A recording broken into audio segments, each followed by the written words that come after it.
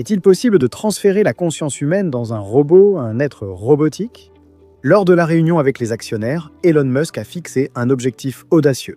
Utiliser la technologie de Neuralink pour capturer un instantané du cerveau et l'installer dans le robot Optimus de Tesla d'ici 2040.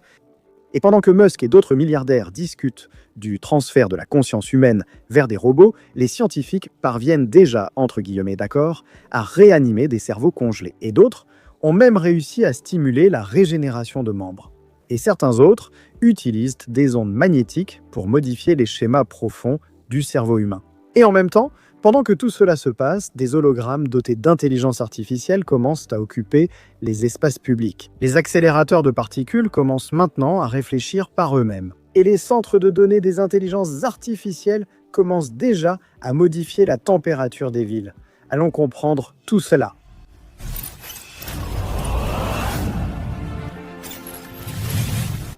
Bonjour impressionnés et impressionnés. Je suis Réalité Impressionnante et vous êtes sur Réalité Impressionnante.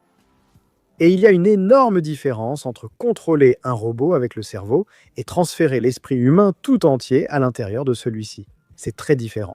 Mais ces derniers mois, cette frontière est revenue au centre du débat technologique. Après qu'Elon Musk a suggéré une idée qui, à première vue, et même à la seconde, d'accord, est plutôt folle.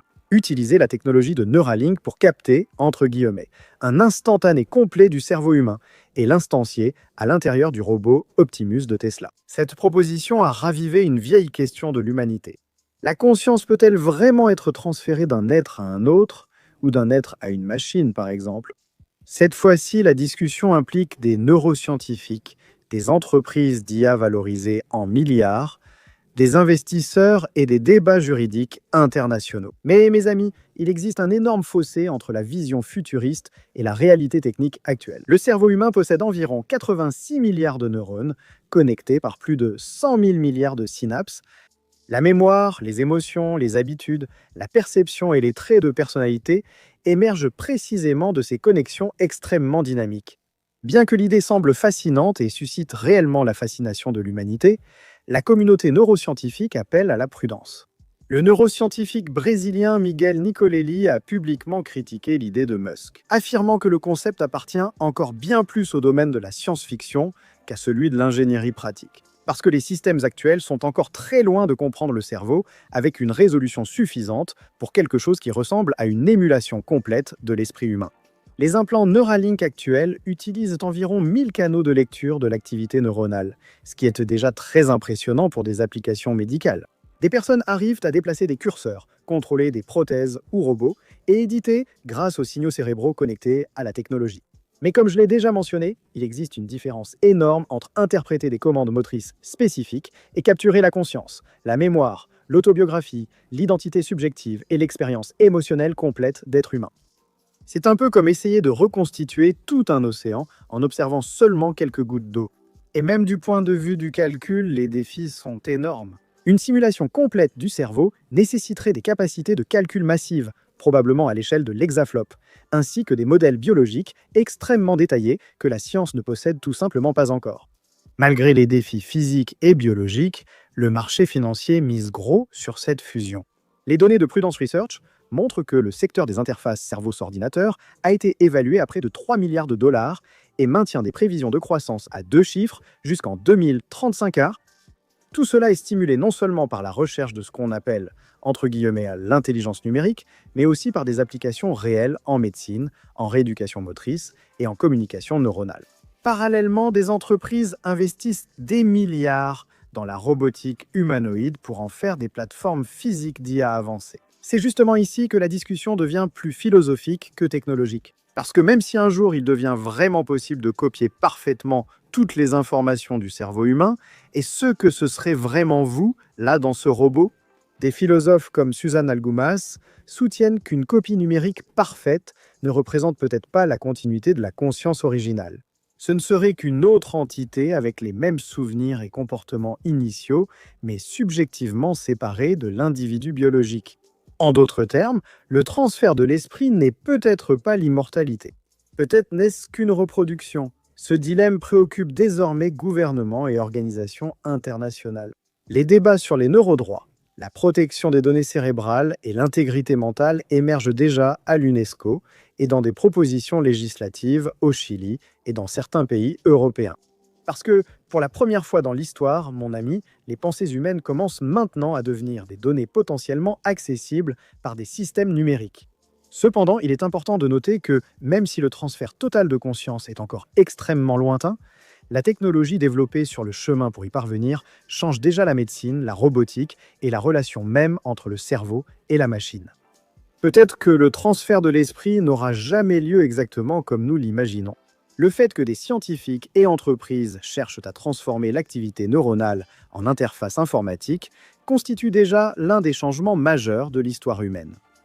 Et toi, mon ami, dis-moi, si la science prouvait qu'un robot hériterait vraiment de tes sentiments et de tout le reste, ferais-tu vraiment le transfert de ton esprit, de ta conscience? Pendant que tu ouvres la section des commentaires ici pour m'aider, je vais déjà lancer le prochain sujet qui est vraiment intéressant et qui a tout à voir avec ce dont on parle. D'accord? Commente, n'oublie pas, réponds-moi. D'accord? Allons-y, congeler les cerveaux pour les réanimer plus tard. Ça a toujours été de la science-fiction, non? L'idée se retrouve dans des films sur les voyages interstellaires, la cryogénie et des civilisations futures cherchant à dépasser les limites de la biologie humaine. Mais la science vient de faire un pas de plus, un pas qui est historique dans ce sens. Des chercheurs allemands ont annoncé une avancée impressionnante. Un tissu cérébral congelé a été décongelé et a retrouvé une activité neuronale fonctionnelle. Les neurones ont recommencé à échanger des signaux électriques après la préservation extrême, inspirée par la nature. Il existe une espèce appelée salamandre sibérienne, capable de survivre enterrée à des températures très basses pendant de longues périodes. L'animal produit des substances antigel naturelles qui protègent ses cellules contre la glace. Et les scientifiques ont décidé d'appliquer des principes similaires au tissu cérébral. Parce que le grand problème de la congélation biologique n'a jamais été seulement le froid. Le véritable ennemi, c'est l'eau. Lorsque les cellules gèlent normalement, l'eau à l'intérieur forme des cristaux microscopiques extrêmement tranchants. Ces cristaux déchirent les membranes cellulaires, détruisent les connexions neuronales et transforment des structures complexes en tissus non viables qui meurent sur place. Les chercheurs ont donc utilisé une technique nommée vitrification. Au lieu de permettre à l'eau de former les cristaux de glace traditionnels, le tissu est refroidi de manière extrêmement rapide en utilisant de l'azote liquide à des températures proches de moins 196 degrés Celsius. Dans ces conditions, l'eau ne cristallise pas normalement et devient amorphe, proche du verre. Cela modifie le résultat biologique, la structure du cerveau restant mieux préservée lors de la congélation. Les tests ont porté sur des échantillons de l'hippocampe, de rats, une région profondément liée à la mémoire. Le tissu est resté stocké à des températures extrêmement basses avant d'être soigneusement décongelé dans des solutions chauffées. Et les résultats ont surpris les chercheurs eux-mêmes. Les cellules ont maintenu une activité métabolique fonctionnelle, les mitochondries ont continué à fonctionner correctement et, peut-être le plus important, les connexions neuronales ont préservé des signaux liés à la plasticité cérébrale. C'est la capacité fondamentale du cerveau à renforcer les connexions et à former des souvenirs. En d'autres termes, il ne s'agissait pas d'une simple survie cellulaire passive. Une partie de la fonctionnalité électrique du tissu a persisté après décongélation. Mais il est important de rester prudent à ce stade. Les auteurs de l'étude eux-mêmes ont souligné que cela est extrêmement loin de congeler des personnes entières ou de ressusciter des cerveaux humains à l'avenir. Le cerveau de rat est minuscule comparé à la complexité thermique d'un cerveau humain entier. Refroidir et réchauffer uniformément un organe gigantesque, sans causer de dommages, reste un défi monumental tout aussi important. En interrompant partiellement les processus biologiques sans détruire la fonction neuronale, nous abordons inévitablement une question ancienne de l'humanité. Le cerveau humain n'est-il qu'une matière extrêmement organisée? Ou y a-t-il quelque chose de plus, à l'intérieur, qui ne peut pas simplement être préservé par la glace? C'est à toi de répondre à cette question dans les commentaires. Nouvelle question, jusqu'où peut-on reconstruire le corps humain? J'y répondrai dans le prochain sujet. Reste concentré. Nous discutons souvent ici de systèmes intelligents et de meilleurs outils. J'ai donc aussi cherché une manière plus intelligente d'investir. Car honnêtement, beaucoup investissent encore en tentant de deviner la direction du marché. En fait, des études montrent que 66% des investisseurs regrettent au moins une décision d'investissement. Et il est facile de comprendre pourquoi. Sur le marché boursier, on vous pousse constamment à acheter, vendre, attendre ou réagir. C'est pourquoi je voulais quelque chose de différent, quelque chose qui ne m'obligeait pas à surveiller le marché toute la journée, et c'est à ce moment-là que j'ai découvert Mintos avec Mintos. Plutôt que de prédire la performance d'une action, je peux investir dans des prêts et percevoir des intérêts avec un rendement fixé à l'avance et des paiements parfois quotidiens. Ce que j'aime aussi, c'est à quel point c'est flexible. Je peux filtrer par rendement, risque, horizon temporel, pays et devise. Et si je veux que ce soit encore plus automatisé, Mintos propose également des portefeuilles automatisés. Et en ce qui concerne les rendements, la moyenne sur les prêts est d'environ 11%. Et ça, mes amis, c'est un très bon rendement, surtout pour des revenus passifs. Mintos est en activité depuis 2014, compte plus de 600 000 utilisateurs et est réglementé dans l'UE sous MiFID. Et en ce moment, vous pouvez obtenir un bonus allant jusqu'à 350 € lorsque vous investissez 500 € ou plus. Il vous suffit d'utiliser le lien ci-dessous ou de scanner le code QR affiché à l'écran. Des rendements stables, pas de surprise et en plus, un bonus. Ne ratez pas cette opportunité et bonne chance. Puisqu'on ne peut pas encore ressusciter un cerveau entièrement congelé, que dirais-tu de la régénération de membres entiers? Jusqu'à récemment, cela semblait réservé aux créatures de la nature. Les salamandres, elles arrivent à reconstruire leurs pattes, leurs tissus, leurs nerfs et même des parties du cœur, comme si leur propre corps savait tout simplement comment relancer sa propre biologie. Les mammifères obéissent à une autre logique. Lorsque nous subissons une blessure grave, l'organisme privilégie une cicatrisation rapide en formant un tissu fibreux au lieu de reconstruire la structure d'origine. Des scientifiques de l'Université du Texas annoncent avoir franchi une étape importante pour tout changer. Les chercheurs ont développé un sérum expérimental capable de stimuler les mammifères à activer des mécanismes régénératifs qui restent normalement inactifs. Selon les scientifiques, la capacité de régénération n'a pas complètement disparu chez les mammifères. Elle s'est simplement obscurcie au fil du temps. Dans les expériences menées sur les souris, les chercheurs ont tenté de reproduire artificiellement le processus biologique connu sous le nom de régénération épimorphique. C'est le mécanisme que les salamandres utilisent pour régénérer leurs membres. Cela fonctionne ainsi, d'accord? Je vais expliquer simplement. Après une amputation, les cellules proches de la lésion cessent de former des cicatrices conventionnelles et commencent à revenir à un état plus primitif et flexible. Ces cellules forment alors une structure appelée blastème, une sorte de plateforme biologique temporaire qui sert de base pour reconstruire les os, les ligaments, les articulations et d'autres tissus. Et le grand défi a toujours été d'induire ce comportement chez les mammifères. Alors, l'équipe a créé un sérum capable d'envoyer des signaux biochimiques spécifiques aux cellules locales, les guidant d'abord pour éviter une cicatrisation excessive, et ensuite a initié des processus régénératifs. C'est l'un des aspects les plus révolutionnaires de la recherche, car contrairement à de nombreuses thérapies régénératives expérimentales, cette méthode ne repose pas sur l'ajout de cellules souches. Le processus utilise les propres cellules déjà présentes dans le corps de l'animal. En pratique, les scientifiques commencent à traiter la régénération non pas comme une substitution artificielle, mais comme une reprogrammation biologique interne. Bien sûr, nous sommes encore très loin, très éloignés de régénérer des bras humains entiers ou de créer des scènes dignes de la science-fiction. Les chercheurs eux-mêmes reconnaissent les limites actuelles de la technique, mais l'impact potentiel est énorme. À court terme, de telles technologies peuvent aider à la régénération des tissus, après de graves accidents, brûlures, lésions nerveuses ou interventions chirurgicales complexes. Et à l'avenir, elles pourraient peut-être changer complètement notre compréhension du vieillissement, des amputations et de la récupération biologique. À mesure que les scientifiques reprogramment les tissus et régénèrent des parties du corps, ils tentent aussi de modifier des schémas invisibles dans notre cerveau. C'est intéressant. Allons voir. Allons-y. Continuons maintenant. Certaines dépendances, comme le tabagisme, comptent peut-être parmi les combats les plus difficiles qui se jouent dans le cerveau humain. Et cela se produit parce que la dépendance à la nicotine n'est pas seulement une habitude. Elle modifie profondément les systèmes neuronaux liés à la récompense, au désir et à l'autocontrôle. Imaginez rééquilibrer ces circuits avec des impulsions d'ondes magnétiques envoyées directement dans le cerveau de ceux qui en ont besoin. Des chercheurs de l'Université de Caroline du Sud affirment que la stimulation magnétique transcrânienne répétitive, SMTR, peut aider les fumeurs à réduire nettement leur consommation de cigarettes. Et cela sans chirurgie, sans implant et sans médicaments invasifs. La méthode emploie des impulsions magnétiques précises afin de moduler des régions cérébrales liées à la dépendance. Peut-être le plus intéressant, c'est que cette technologie était déjà étudiée pour d'autres troubles neurologiques, dont la dépression, la douleur chronique et le trouble obsessionnel compulsif. Les scientifiques étudient désormais si le cerveau humain peut être recalibré magnétiquement pour lutter contre les dépendances chimiques. Selon Xingxing Baoli, la dépendance provoque un déséquilibre cérébral. Les régions liées à la récompense et au désir deviennent hyperactives, tandis que les zones responsables de la prise de décision et de l'autocontrôle s'affaiblissent progressivement. Donc la proposition de la MRTR est relativement simple en théorie, bien sûr. Stimuler magnétiquement les régions responsables du contrôle rationnel afin de pouvoir restaurer une partie de cet équilibre neural.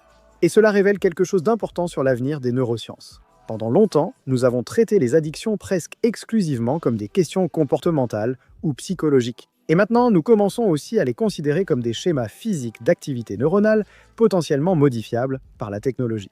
Et en parlant de voir, concentre-toi sur ce prochain sujet, d'accord ?